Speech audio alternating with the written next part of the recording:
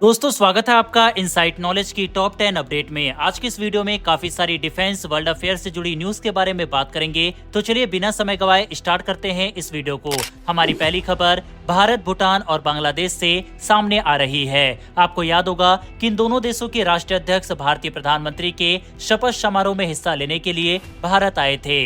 बांग्लादेश से भारत के रिश्ते पिछले कुछ सालों से ज्यादा अच्छे नहीं चल रहे थे, लेकिन पिछले कुछ समय से भारत और बांग्लादेश के रिश्ते वापस पटरी पर लौटे हैं। बांग्लादेश रेडीमेड गारमेंट के मामले में हमेशा भारत को चुनौती देता आया है, लेकिन बांग्लादेश के अंदर मौजूद इन बड़े बड़े कारखानों को जरूरत पड़ती है भारत की बिजली की, क्योंकि भारत ही भारी मात्रा में बांग्लादेश में बिजली सप्लाई करता है। साथ ही काफी सारे हाइड्रो पावर प्रोजेक्ट बांग्लादेश के अंदर भारत के द्वारा ही लगाए गए हैं और अभी हाल ही में एक नए हाइड्रो पावर प्रोजेक्ट के ऊपर भी दोनों देशों के बीच बातचीत चल रही है। लेकिन अब बांग्लादेश चाहता है कि उसकी जो बिजली की सप्लाई है वह और भी ज्यादा दुरुस्त हो। ऐसे में पिक्चर में आता है भूटान। भूटान के पास एक्सेस अमाउंट में बिजली प्रोड्यूस होती है और भूटान के अंदर ये बिजली भी प्रोड्यूस भारत ही करता है, क्योंकि भूटान के पास इतना संसाधन मौजूद नहीं है। भारत ने भूटान के अंदर भी हाइड्रो पावर प्रोजेक्ट से लेकर बिजली बनाने के अलग अलग प्लांट लगाए हुए हैं। यही कारण है कि बांग्लादेश चाहता है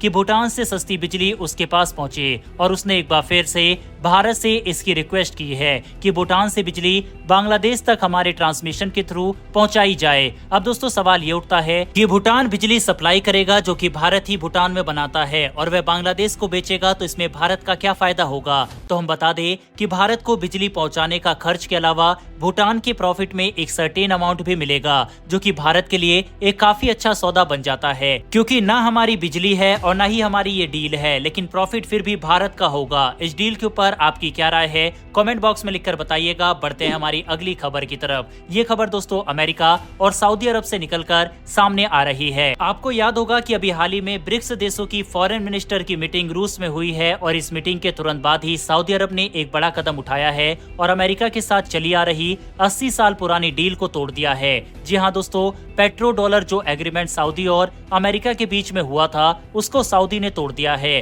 इस एग्रीमेंट के तहत कोई भी देश अगर सऊदी से तेल खरीदता था तो पेमेंट उसकी डॉलर में की जाती थी, लेकिन उस डील को सऊदी अरब ने अब तोड़ दिया है। वहीं पर अब कोई भी देश उसकी लोकल करेंसी में भी सऊदी से तेल खरीद सकता है। पेट्रो डॉलर ने एक बहुत बड़ा रोल प्ले किया है डॉलर की मजबूती में, लेकिन अब सऊदी ने इस डील से किनारा कर लिया है। हालांकि रिपोर्ट के मुताबिक 9 जून को ये डील एक्सपायर हो रही थी, लेकिन इसको सऊदी कंटिन्यू नहीं करना चाहता।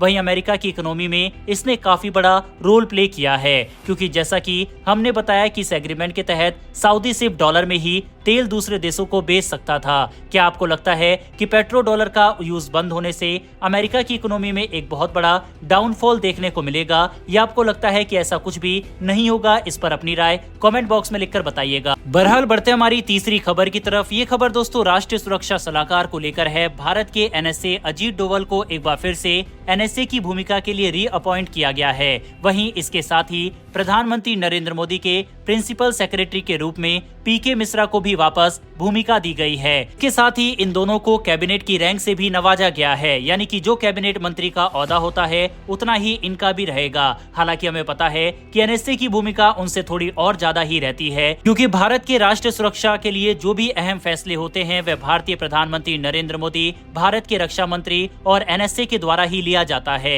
एनएसए अजीत डोवल की रीअपॉइंटमेंट पर आपकी क्या राय है? किसी और को ये मौका देना चाहिए था या फिर अजीत डोवल सर की रीअपॉइंटमेंट सही हुई है? इस पर अपनी राय कमेंट बॉक्स में लिखकर बताइएगा। बहरहाल बढ़ते हमारी अगली खबर की तरफ। ये खबर दोस्तों यूक्रेन से सामने आ रही है। इस समय G7 की मीटिंग इटली में जहां एक तरफ हो रही है और इसका मेन एजेंडा यूक्रेन रूस वॉर ही है, तो वहीं दूसरी तरफ अमेरिका की तरफ से एक बड़ा अनाउंसमेंट किया गया है। अमेरिका ने कहा है कि वह यूक्रेन को अपना एक और पेट्रोइट एयर डिफेंस सिस्टम सप्लाई करेगा। यूक्रेन के प्रेसिडेंट की तरफ से लगातार अमेरिका से इसकी मांग की जा रही थी और हाल ही में रशिया ने जिस तरह से अटैक को और तेज कर दिया है और अपने युद्धपोतों को भी समुद्र में उतार दिया है, उसी को देखते हुए अमेरिका ने ये बड़ा फैसला लिया है। हालांकि अमेरिका की तरफ से लगातार यूक्रेन को हथियार सप्लाई करना ये दिखाता है कि अमेरिका खुद भी शांति के पक्ष में नहीं है। दावे वह भले ही कितने कर ले, अमेरिका की तरफ से लिए गए इस फैसले पर अपनी राय कमेंट बॉक्स में लिखकर बताइएगा। बढ़ते हैं हमारी अगली खबर की तरफ। ये खबर दोस्तों जम्मू कश्मीर में हुए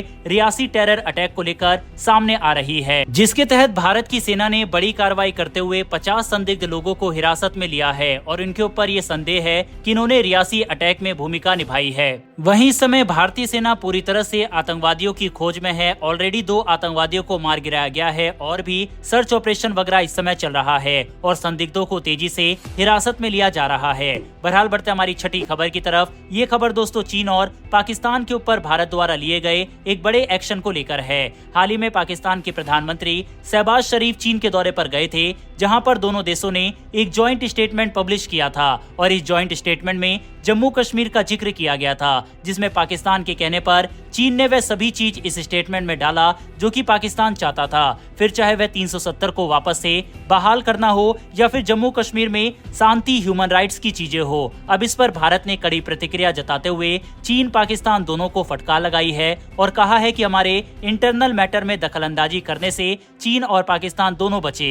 वहीं इस समय वैसे भी भारत का रुख चीन को लेकर काफी तीखे दिखाई दे रहे हैं। फिर चाहे वह भारत द्वारा तिब्बत में 30 जगह के नाम बदले जाने की खबर सामने आना हो या फिर ताइवान के प्रेसिडेंट से पीएम मोदी की ट्विटर पर छोटी सी बातचीत हो या फिर कल जैसा कि खबर सामने आई थी कि चीन रिक्वेस्ट कर रहा है भारत से ट्रेड में छूट लेने की, इससे उसके इन्वेस्टर भारत में निवेश कर सके, लेकिन भारत वह छूट देने को भी तैयार नहीं है और भारत की तरफ से साफ कहा गया है कि जब तक बॉर्डर पर हालात सामान्य नहीं होते तब तक भारत कोई भी ट्रेड में छूट चीन को नहीं देगा। वहीं पर अब भारत ने चीन पाकिस्तान दोनों को ही फटकार लगाई है। ये दिखाता है कि भारत चीन के मुद्दे पर काफी ज्यादा इस समय सख्त रुख अपनाए हुए है। चीन को लेकर भारत के बदले हुए इस तेवर के ऊपर जो कि टिट फॉर टैट वाली नीति है, इस पर आपकी क्या राय है? क्या ये सही है या नहीं? इस पर अपनी राय कमेंट बॉक्स में लिखकर बताइएगा। बहरहाल बढ़ते हमारी अगली खबर की तरफ और दोस्तों ये खबर भी जम्मू कश्मीर से ही निकलकर सामने आ रही है और ये बेहद सीरियस खबर है क्योंकि भारत की इंटेल यानी कि खुफिया एजेंसी की तरफ से अगले 48 से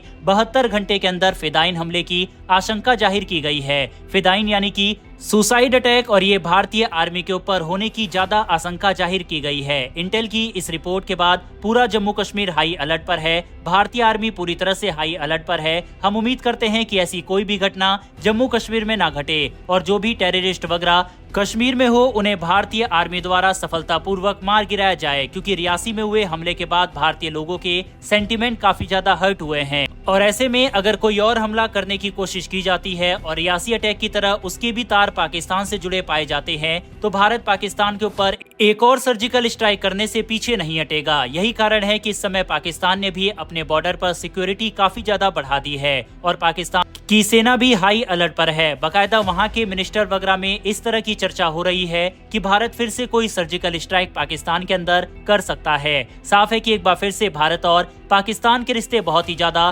टेंशन भरे हो गए हैं। इस विषय के ऊपर अपनी राय कमेंट बॉक्स में लिखकर बताइएगा। बढ़ते हैं हमारी अगली खबर की तरफ। यह खबर दोस्तों प्रधानमंत्री नरेंद्र मोदी द्वारा की गई एक मीटिंग को लेकर है। दरअसल इटली दौरे पर निकलने से पहले प्राइम मिनिस्टर नरेंद्र मोदी ने एक मीटिंग की जो कि जम्मू कश्मीर के ऊपर ही थी, जिसमें प्राइम मिनिस्टर नरेंद्र मोदी की तरफ से ये साफ हिदायत दी गई है कि काउंटर टेरर कैपेबिलिटीज को डिप्लॉय करो और पूरी क्षमता से जितने भी आतंकी इस समय छुपे हुए हैं उनको मार गिराया जाए। भारतीय प्रधानमंत्री की तरफ से खुली छूट भी सेना को दी गई है। पीएम मोदी ने जो ये मीटिंग की थी उसमें अजीत डोवल सर और आर्मी चीफ भी उपस्थित थे। वहीं पर इस मीटिंग के तुरंत बाद प्राइम मिनिस्टर नरेंद्र मोदी ने होम मिनिस्टर अमित शाह से भी बात की और इसके तुरंत बाद जम्मू कश्मीर के एलजी से भी उन्होंने बात की। साफ है कि आने वाले 72 घंटे जम्मू कश्मीर के लिए काफी अहम होने वाले हैं, क्योंकि एक तरफ आतंकवादियों की तरफ से धमकी दी गई है और इंटेल की तरफ से एक और बड़े हमले की आशंका जाहिर की गई है, तो दूसरी तरफ भारतीय आर्मी को भी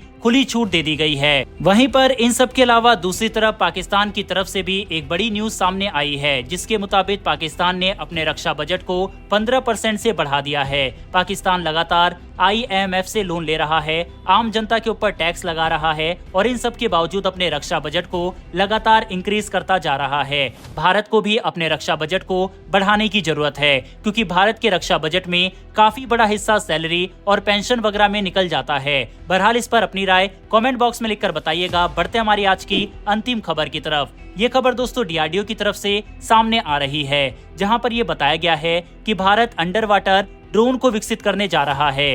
यानी कि भारत थल, जल और वायु के बाद अंडर वाटर भी अपनी कैपेबिलिटीज को और भी ज्यादा इनहेंस करने की तैयारी में है। अंडर वाटर के लिए भारत ऑलरेडी सबमरीन के ऊपर काफी ज्यादा डिपेंडेंट है, लेकिन अब ड्रोन भी अंडर वाटर वाले भारत के डीआरडीओ विकसित कर रहा है। वहीं पर इस तरह के ड्रोन को ULUAV भी कहते हैं। भारत की डीआरडीओ ने पुणे स्थित एक रक्षा स्टार्टअप की मदद से इस खास तरह के ड्रोन के ऊपर काम शुरू किया है।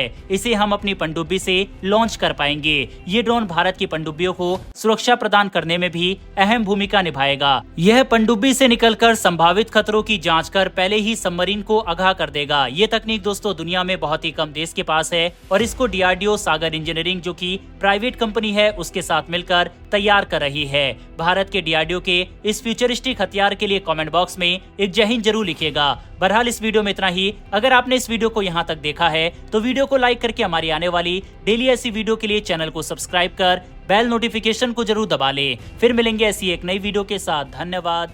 जय हिंद।